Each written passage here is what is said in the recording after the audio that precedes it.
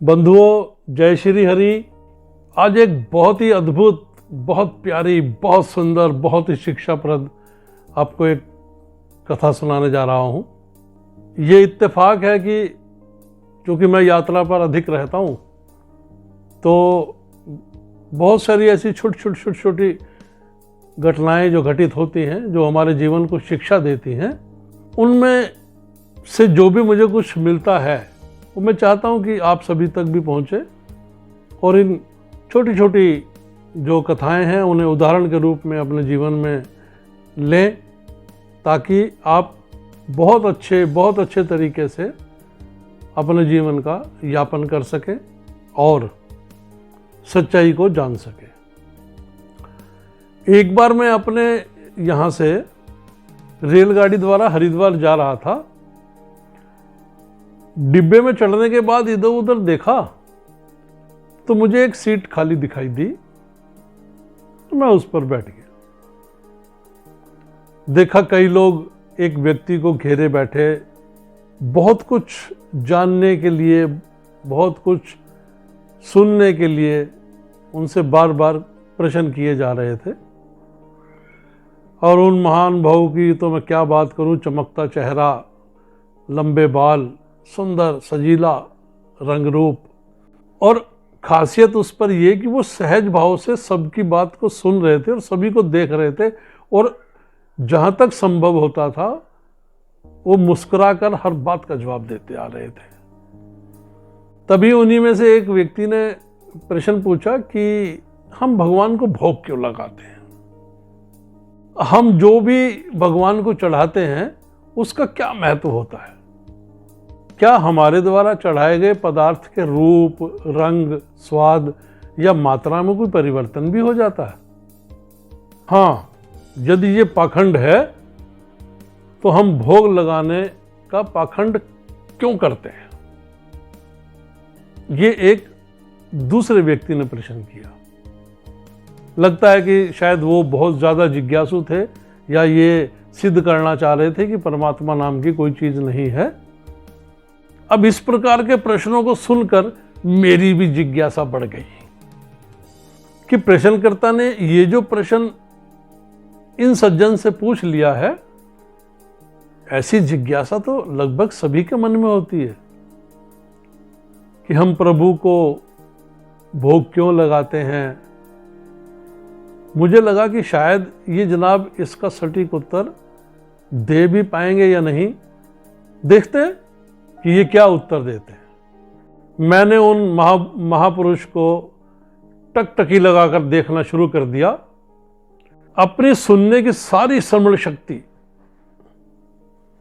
उसको केंद्रित कर दिया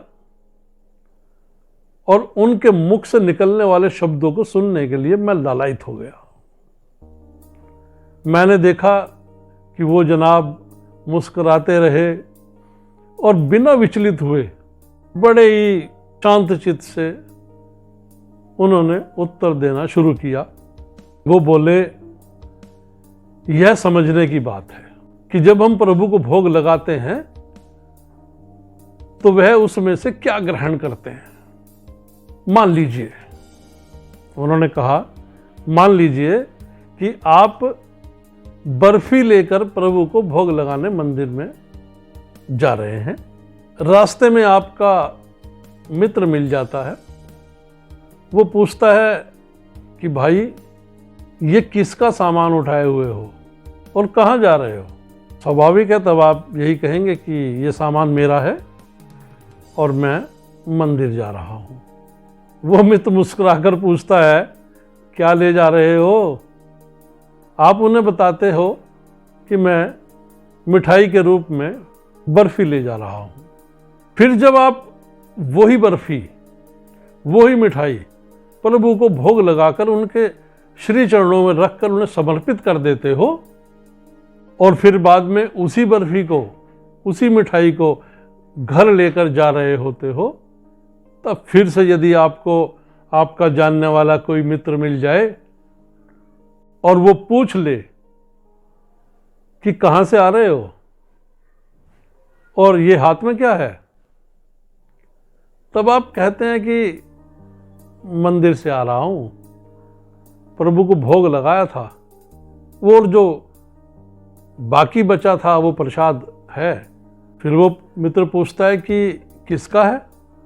तब आप कहते हैं कि ये तो भगवान विष्णु का प्रसाद है। अब समझने वाली बात यह है कि बर्फी तो वही है, यद्यपि उसके रंग, रूप, स्वाद में कोई अंतर नहीं आता, फिर भी प्रभु जो उसमें से ग्रहण करते हैं उसका नाम बदल जाता है। तब आप चाहकर भी ये नहीं कह सकते कि ये बर्फी है, आपके मुख से निकलेगा ये प्रसाद है जी, लो आप भी ले लो। सच तो यही है कि प्रभु मनुष्य का अहंकार हर लेते हैं। ये मेरा है, ये जो भाव था, ये जो अहंकार था, प्रभु को भोग लगाते ही और उनके चरणों में समर्पित करते ही सारा हरण हो जाता है। प्रभु को भोग लगाते ही मनुष्य का स्वभाव बदलकर शीलवान हो जाता है, अहंकार रहित, स्वच्छ और निर्मल बन जाता है। इसलिए इसे पाखंड तो भूलकर भी नहीं कहा जा सकता, कभी भी नहीं कहा जा सकता। यही धर्म है, यही ज्ञान है। उनके मुख से इतना सटीक, इतना सुंदर जवाब सुनकर मैं भाव विभोर हो गया।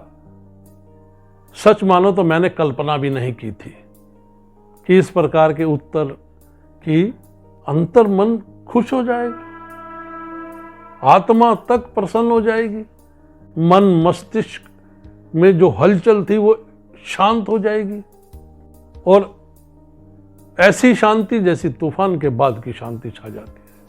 हालांकि तूफान तहस नहस करता है, लेकिन यहाँ पर जो तहस नहस हुआ वो मेरा वो भी तूफान था जो मेरे मन और मस्तिष्क में चल रहा था।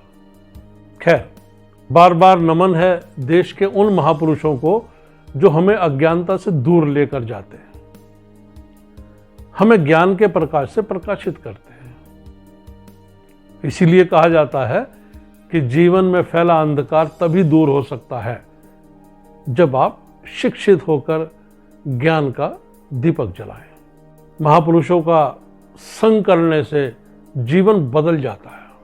व्यर्थ समय न गंवाएं, समय का सदुपयोग करें, जीवन को सफल बनाएं। प्रभु के प्रति निष्ठा से ही प्राणी का उद्धार हो सकता है। और मित्रों, ये छोटी सी कथा आपको कैसी लगी ये मुझे जरूर बताइएगा। भले ही मुझे कॉल कर बताएं या कमेंट्स बॉक्स में मुझे सुझाव दें।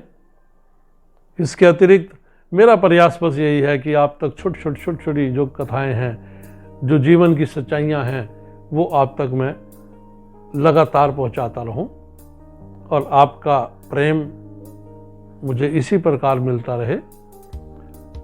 और फिर एक बार विनती करता हूं कि यदि मेरी वीडियो अच्छी लगती है तो कृपया इसका प्रचार करें। प्रचार करें मतलब शेयर करें, लोगों को कहें कि वे सब्सक्राइब करें और प्रभु का स्मरण करें, लाइक जरूर करें।